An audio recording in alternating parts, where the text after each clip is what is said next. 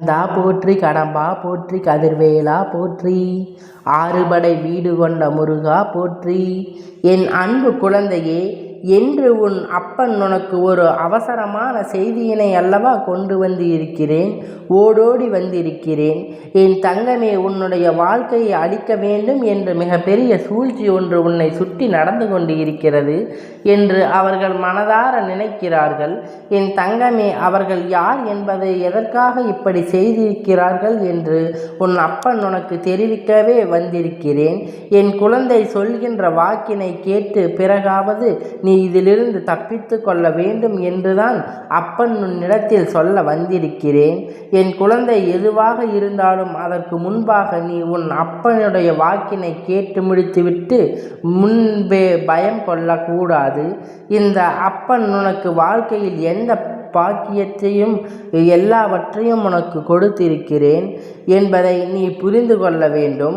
யாருக்கும் கிடைக்காத ஒரு பாக்கியத்தை உனக்கு இப்பொழுது நான் கொடுத்திருக்கிறேன். சூழ்ச்சி வலைகளை எளிதாக அவர்களின் பின் விளையாடல் ஆன உன்னை நெருங்குவது என்பதை நிச்சயமாக முடியாத காரியம் அல்லவா? இந்த அப்பன் உன்னோடு துணை நிற்கும் பொழுது அவர் அத்தனை எளிதாக உன்னை இது போன்ற காரியத்தை செய்துவிட முடியுமா? என் தங்கமே, ஆனால் உனக்கு நடக்கின்ற விஷயம், உன்னை சுற்றி ஒருவர் செய்கின்ற விஷயம் நீ தெரிந்து கொள்ள வேண்டிய மிக அவசியமான விஷயம். அதனால்தான் உன் அப்பன் இன்றைக்கு உனக்கு அதனை தெரிவிக்க வேண்டும் என்று வந்திருக்கிறேன். என் தங்கமே, மனதை எப்பொழுதும் திடமாக வைத்து கொள்ள வேண்டும். எந்த நேரத்திலும் நம்மோடு இருக்கின்றவர்களை சரியாக, நம்மை சுற்றி இருப்பவர்களை சரியாக புரிந்து கொள்ள வேண்டும். நம் மீது என்ன விஷயங்களை தோல்வி இல்லாமல் முன்காட்டியே கணிக்கின்ற பக்குவங்களை எப்பொழுதும் உனக்குள் வைத்திருக்க வேண்டும். ஒருவர் உன்னிடத்தில் ஒரு விஷயத்தை பேசுகிறார் என்றால் அது என்ன நோக்கமாக இருக்கும் என்பதை பிரித்து தெரிந்து அறியும்படியாக என் குழந்தை உனக்குள் இருக்க வேண்டும். என் தங்கமே, இது உனக்கு மட்டுமல்ல, உன்னுடைய குடும்பத்திற்கு பின்பற்று கொண்டிருக்கிறார்கள். அவர்களுடைய நினைப்பு என்ன தெரியுமா? உன்னுடைய குடும்பத்தில் யாரேனும் ஒருவர் சந்தோஷமாக சிரித்தால் அது அவர்களுக்கு பிடிப்பதில்லை. உன் குடும்பத்தில் இருக்கின்றவர் சிரிப்பதே அவர்களுக்கு பிடிப்பதில்லை. யாரேனும் சந்தோஷமாக சிரித்தால் அது அவருக்கு பிடிப்பதில்லை. உன் குடும்பத்தில் இருப்பவர் சிரிப்பது பார்க்கவே அவர்களுக்கு விருப்பமில்லை.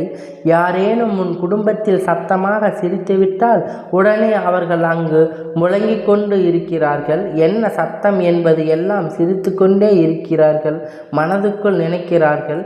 என் தங்கமே, இதை சத்தம் அவர்கள் இல்லத்தில் நடந்தால் அது அவர்களுக்கு இனிமையாக இருக்கின்றது. உன்னுடைய இல்லத்தில் நடந்தால் அது அவர்களுக்கு பிடிப்பதில்லை. அப்படி என்றால் இதற்கு காரணம் என்னவாக இருக்க முடியும்? என் தங்கமே, இதற்கு ஒரே காரணம் மட்டும்தான் இருக்கிறது. என்ன தெரியுமா? அவர் குடும்பத்துக்குள் ஒற்றுமை இல்லை. அவர்கள் குடும்பத்திற்குள் நிம்மதி இல்லை. யார் இது போன்ற எண்ணங்களை மனதில் வைத்து கொண்டிருக்கிறாரோ அவரை சுற்றி நடக்கின்ற விஷயங்கள் எல்லாம் அவர் வாழ்க்கையில் தப்பாக நடந்து கொண்டிருக்கிறது.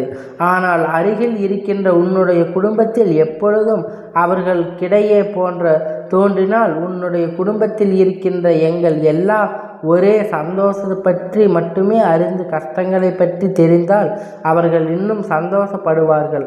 ஆனால் நல்ல வேளை அதற்கு அவர்களுக்கு வாய்ப்பு கிடைக்காமல் சந்தோஷப்படுவதை மட்டுமே தெரிந்து கொண்டு அங்கு மனவேதனை அடைந்து கொண்டு இருக்கிறார் என்பதில் அதிகமாக அவர் உணர்ச்சிகளை பொங்குகின்றன.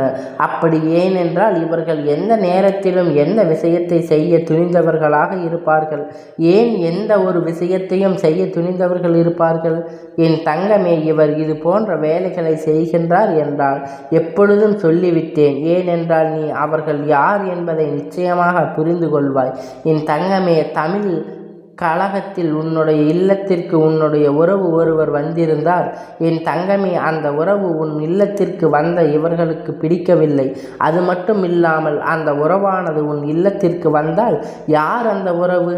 சண்டையிடுவார்கள். அவர்களிடம் சென்று இவர் இந்த இடத்துக்கு வந்தார் என்று சொல்லிவிட்டால் என் தங்கமே, அதனால் உள்ளத்திற்கு வந்த அந்த உறவிற்கு அவருக்கே கிடைக்காத பெரிய பிரச்சனை இல்லத்திற்கு அருகில் இருக்கின்றன.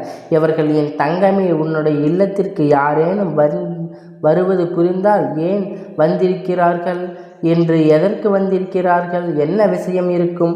அப்படி இருக்குமா, இப்படி இருக்குமா என்று அவர்கள் கற்பனை திறனை அங்கங்கே அடக்கி கொண்டே இருக்கிறார்கள். என் பிள்ளை, அவர்கள் கற்பனை எல்லாம் எல்லையே இல்லாமல் பேசிவிட்டார்கள். ஆனால் ஒன்றை மட்டும் புரிந்து கொள், அவர்கள் எந்த அளவிற்கு உன் குடும்பத்தில் சந்தோஷத்தை எடுக்க வேண்டும் என்று நினைக்கிறார்களோ அந்த அளவிற்கு இனி உன் குடும்பத்தில் சந்தோஷம் அதிகம் நிலைப்படும். என் தங்கமே, இந்த விஷயத்தை உனக்கு கிடைக்க வேண்டும் என்றால் என் குழந்தை சுற்றி இருக்கின்ற இது போன்ற மனிதர்களை முதலில் நீ விலக்கி வை. ஏனென்றால் அவர்கள் உனக்கு இது போன்ற செயல்களை செய்ய வேண்டும் என்று நினைத்துவிட்டு அதை ஒருபோதும் உன்னிடம் காண்பித்து கொள்வதில்லை. என்னமோ உன்னிடத்தில் அருகில் உள்ளவர்கள் தான் உனக்கு எல்லா நேரத்திலும் உதவி செய்வேன் என்பது போல நடந்து கொள்வார்கள்.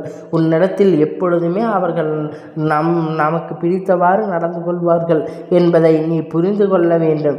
என் தங்கமே, இங்கே சில மனிதர்கள் தன்னிடம் உள்ள நடிப்பினை காண்பிக்க அளவிற்கு தத்ரூபமாக அல்லவா நடித்துவிட்டு செல்கிறார்கள். என் குழந்தை, நீயே வெள்ளந்தி மனிதனாக கொண்டிருக்கிறாய். நடிப்பது எல்லாம் உண்மை என்று நம்பிவிடுகிறாய். என்னவாக இந்த நம்பிக்கை தான் உன்னுடைய வாழ்க்கை. இவர் சில நேரங்கள் செய்கின்றார்கள் விஷயங்களை நீ பின்னாளில் கஷ்டத்தை அனுபவித்து கொண்டிருக்கிறாய். யாரையும் நம்பக்கூடாது. என் அப்பன் சொன்னதற்கு இது ஒரு காரணம் என்பதை நீ புரிந்து கொள்ள வேண்டும். உன் வாழ்க்கையில் வந்துவிட்ட பிறகு இது எல்லாமே சகஜமாக எடுத்துக்கொள். இது 3 நடக்கின்ற மனிதர்களை எல்லாம் வாழ்க்கையில் ஒருபோதும் சேர்த்து கொள்ளக்கூடாது. இவர்களுக்கு எல்லாம் எந்த பாவ புண்ணியங்களும் பார்க்கக்கூடாது. எந்த விஷயத்திற்காகவும் இவர்களுக்கு உன்னுடைய வாழ்க்கையில் இடம் கொடுக்கக்கூடாது. ஒரு முறையிட்டு கொடுத்து விடுவாய். ஆனால் அவர்கள் உன் வாழ்க்கையை கெடுக்க வேண்டும் என்றுதான் நினைப்பார்கள். நல்லபடியாக திருந்தி வாழ வேண்டும் என்று ஒருபோதும் நினைப்பது கிடையாது.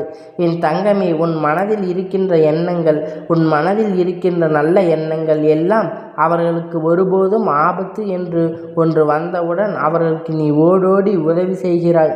அருகில் உள்ளார்கள், நமக்கு உதவுவார்கள் என்ற எண்ணம் கூட சிறு துளி இல்லாமல் அவருக்கு உனக்கு தீவினைகள் மட்டுமே செய்து நினைக்கிறார்கள். இந்த மனிதர்களை உன் வாழ்க்கையில் இருந்து நீ விலக்கி வைக்க வேண்டும். இல்லையோ உன் அப்பன் நான் நிச்சயம் விலகி வைத்து விடுவேன். என் குழந்தை, இவர்களை கண்டு நீயே பயப்பட தேவையில்லை.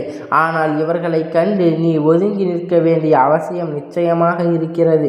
தன்னுடைய வேலையை விடுவித்து உன்னுடைய வேலையில் அதிக கவனமாக செலுத்துகின்றார். நிச்சயமாக வாழ்க்கை எந்த வகையிலும் உதித்தார்கள் என்பதை நீ புரிந்து கொள்ள வேண்டும். உன்னிடத்தில் இருந்த மிகப்பெரிய உதவியை பெற்றுவிட்டு உனக்கே சோதனைகளை செய்கின்ற மனதை கொண்டவர்கள் நிச்சயமாக இனி உன் வாழ்க்கையில் எந்த ஒரு உதவிக்கும் தேவைப்பட மாட்டார்கள் என்பதை நீ புரிந்து கொள்ள வேண்டும். உன் வாழ்க்கையை கெடுக்க நினைப்பவர்கள், உன் அருகில் இருப்பவர்கள் நல்லபடியாக விளங்கி வந்து விட வேண்டும் என்றுதான் அப்பன் உனக்கு இந்த எச்சரிக்கை செய்ததற்கு நல்ல நடத்தி தர காத்து கொண்டிருந்தேன். எப்பொழுதும் இது போன்ற மனிதர்கள் இது போன்ற செயல்களை செய்யும் பொழுது அது எனக்கு மேலும் மன வருத்தத்தை கொடுக்கிறது. எனவே இது போன்ற மனிதர்களிடத்தில் எப்பொழுதும் நீ உஷாராகவே இருக்க வேண்டும்.